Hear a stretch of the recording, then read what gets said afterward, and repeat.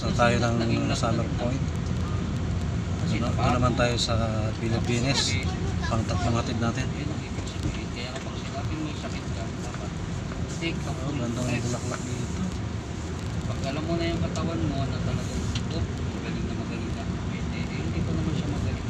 Yun, no? Mga Hindi sa school, di ba kailangan? Yung Grade 5 na may grade 6 Yeah, na may nanghari. sabi ni Sophie. grade 5. Sabi daw ni Jordan, grade 6 eh. Sinisell ba yung ano kay Danny yung baboy? guys, Pilipinas na tayo. Pang tatlong hatid natin. Wala yung baboy! Katulad ng lechon baboy. Binibenta eh. Tapos nilulog na nila. Wala na. Pilipinas. Sinasap nila. Ayaw namin ni Mami yun. Ang baboy. Yes. Chicken house. Yes? What can I do for you? Masarap yun.